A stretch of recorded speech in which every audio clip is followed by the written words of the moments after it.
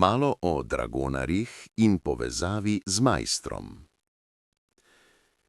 Verjetno je prav, da odgovorimo tistim, ki dvomijo o našem poslanstvu, ali pa, če hočete, ohranjanju spomina na naše prednike, ki so se borili in umirali v tujih vojskah in se posredno borili tudi za to, da imamo danes svojo državo.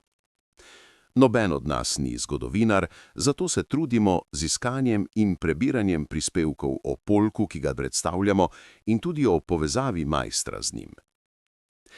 Znanje, ki ga s tem pridobivamo, skušamo po najboljših močeh posredovati na naših nastopih našemu, lahko rečem, kar številnemu občinstvu.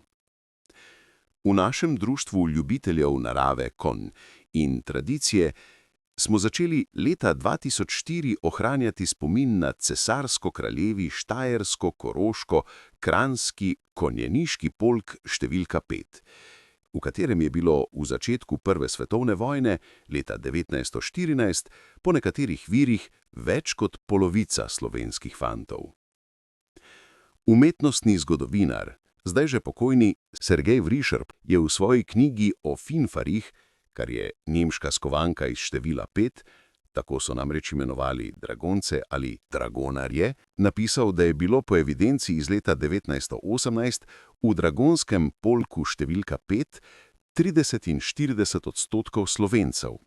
Po drugih, doslej neobjavljenih podatkih, ne bi bilo istega leta samo v prvem eskadronu tega polka 66 Nemcev in 67 Slovencev.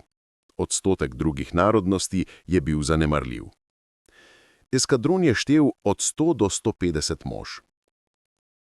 Na podlagi nabornih območij vojaško-zgodovinski viri, na primer KUK Hir Ergangungsbezirke, navajajo, da so Slovenci v tem polku predstavljali približno 40 do 60% moštva. To pomeni realno oceno približno 350 do 550 Slovencev v polku ob izbruhu Prve svetovne vojne. Ob mobilizaciji 1914. leta je štel polk od 900 do 1000 mož.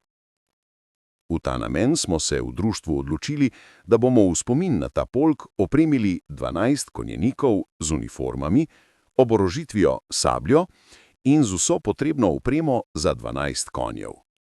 To nam je z velikim trudom tudi uspelo. In prvi naš nastop je bil v letu 2004 ob obletnici smrti generala Maistra na Uncu.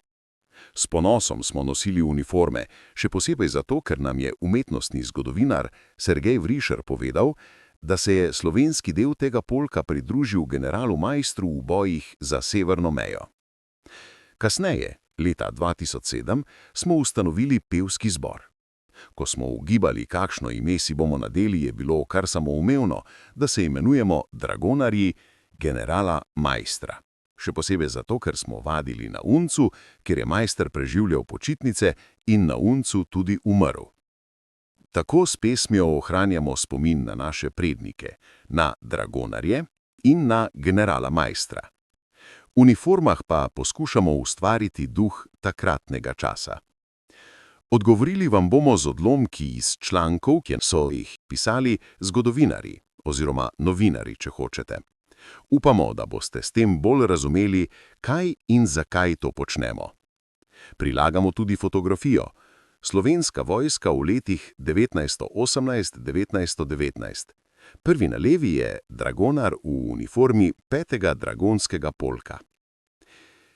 Sergej Vrišar je v knjigi Finfarji štajersko-koroško-kranjski polk številka 5 med drugim zapisal, kakor vsa slovenska vojska v letih 1918–1919 so tudi dragonci sprva nosili avstrijska oblačila, ki so jim se v krojih in barvah poznale vse menjave, ki so nastopale v vojnih časih.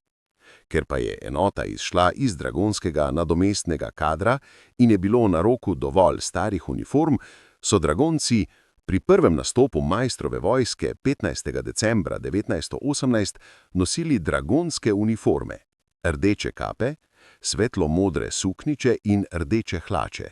Častniki pa so bili z večine v sivih uniformah. Tudi oborožitev, sablje in karabinke so bile Avstro-Ogrske. Jožef Osterman je v članku Slovenski konjeniki v državi SHS, slovenska konjenica, napisal: Avstro-Ogrska je konec leta 1918 prenehala obstajati. Avstro-ogrski dragonci slovenskega rodu so se priključili vojski generala Maistra, ki je branil severno mejo. Kranj. Gorenjski glas, članek o razstavi v mestni hiši z naslovom Slovenci so vedno veljali za hrabre vojake. Tako piše. Slovenci smo v avstro-ogrski državi imeli 9 tako imenovanih slovenskih polkov, med njimi tudi štajersko-koroško-kranjski polk številka 5, ki je med drugim tvoril jedro Maistrovih borcev. Marko Ličina o 5. dragonskem polku. Med vojno se je polk bojeval večinoma na vzhodnem bojišču, pa po razpadu Avstro-Ogrske je nastal iz njegovega nadomestnega eskadrona v Mariboru slovenski konjeniški polk, ki se je leta 1919 udeležil bojev za severno mejo. Jožef Osterman, Slovenski dragonci, je med drugim napisal: Dne 18. oktobra 1918 je prenehala obstajati Avstro-Ogrska. Nekdanji major Rudolf Maister, ki so ga kasneje povišali v generala, je takoj s prostovoljci zaščitil severno mejo. Pridružili so se mu tudi dragonci slovenskega rodu in tako je nastala slovenska konjenica še v avstro-ogrskih uniformah, ki je sodelovala na Koroški fronti in pri pohodu v Prekmurje. V časopisu Logaške novice je avtor Gvido Komar napisal članek z naslovom Dr. Stanko Perpar, Maistrov in Malgajev vojak, prostovoljni borec za Prekmurje in Koroško 1918–1919. Rojen je bil 1899 v planini pri Rakeku, nazadnje ga je pot zanesla v Logatec.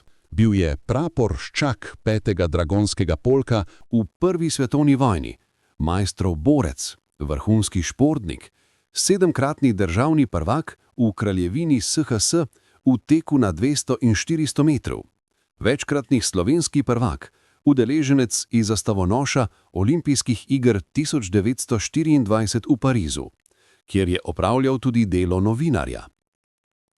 V Logatcu je bil zdravnik skoraj 40 let. Zdravil je tudi siromašne in plačila nezmožne, bil je športni zdravnik telesno-vzgojnega društva Rakek.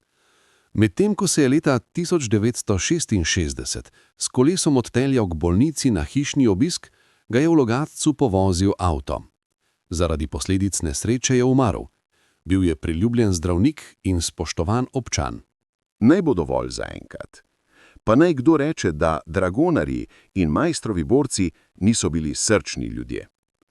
Z velikim spoštovanjem bomo ohranjali spomin na njih še naprej. Bomo pa veseli vsake informacije o tem polku, fotografije ali predmeta nekdanjih dragonarjev. Lep pozdrav v imenu dragonarjev DR5. Polkovnik ITR Darko Frank, poveljnik DR5 in predsednik pevskega zbora Dragonarji generala Maistra.